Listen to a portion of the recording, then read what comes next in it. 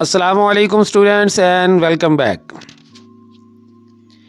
استعارہ والے لیکچر میں ارکان استعارہ پر بات ہونا رہ گئی تھی، تو آج ہم اس لیکچر میں استعارہ کے ارکان پر بات کریں گے۔ استعارہ کے 3 ارکان ہیں: مستعار لہو، مستعار منہ اور وجہ جامع۔ ایم سی کیوز میں یہ کویسچن بھی آتا ہے استعارہ کے ارکان کی تعداد، تو اس کو اچھی طرح ذہن نشین کر لیجئے۔ استعارہ کے 3 ارکان ہیں، اور پہلا رکن ہے مستعار لہو، دوسرا رکن ہے مستعار منہ۔ مستعار لہو اور مستعار منہ ان 2 ارکان کو طرفین استعارہ بھی کہتے ہیں۔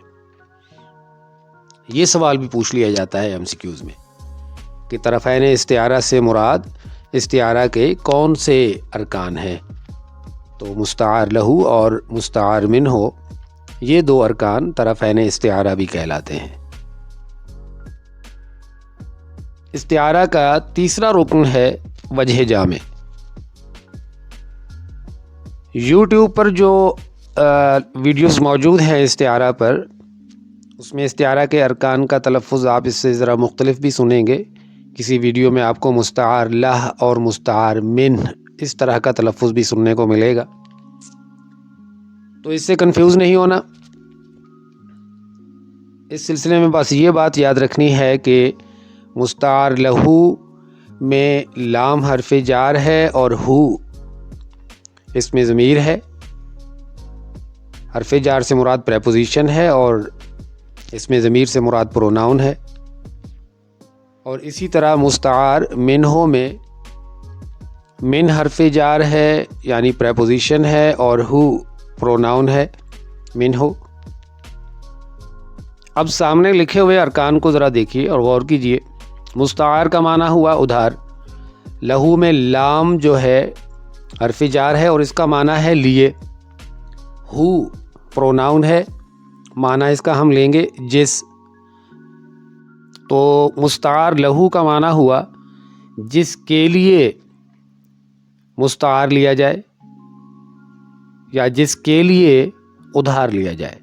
اب ادھار کیا لیا جاتا ہے؟ عموماً کسی لفظ کا معنی دوسرے لفظ کے لیے ادھار لیا جاتا ہے۔ کسی چیز سے کوئی خوبی، اس کا کوئی وصف ادھار لے کے کسی دوسری چیز کے لیے استعمال کیا جاتا ہے۔ اسی طرح مستعار منہ میں مستعار کا معنی ہوا ادھار، من پریپوزیشن معنی ہے سے، ہو معنی ہو گیا جس، اور مستعار منہ کا معنی ہوا جس سے ادھار لیا جائے، جس سے مستعار لیا جائے۔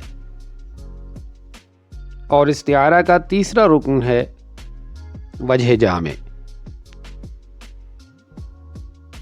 مستعار لہو اور مستعار منہ کے درمیان جو مشترک صفت پائی جاتی ہے اسے وجہ جامع کہتے ہیں۔ اب سامنے لکھی ہوئی مثال پر ذرا غور فرمائیے۔ ماں نے کہا میرا چاند آ گیا، تو اب چاند کا لفظ مستعار لیا گیا ہے بیٹے کے لیے، تو جس کے لیے معنی ادھار لیا جائے وہ مستعار لہو ہوتا ہے۔ تو اس مثال میں بیٹا مستعار لہو ہے، لیکن آپ مثال پر غور کریں تو کہیں بھی لفظ بیٹا لکھا ہوا نظر نہیں آتا، یعنی مستعار لہو پوشیدہ ہوتا ہے استعارہ میں۔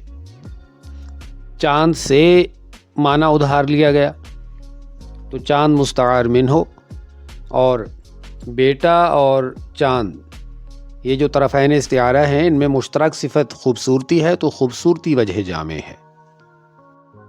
تو آئیے استعارہ کے ارکان کو دہراتے ہوئے اپنی بات ختم کرتے ہیں۔ استعارہ کے 3 ارکان ہیں: مستعار لہو، مستعار منہ اور وجہ جامع۔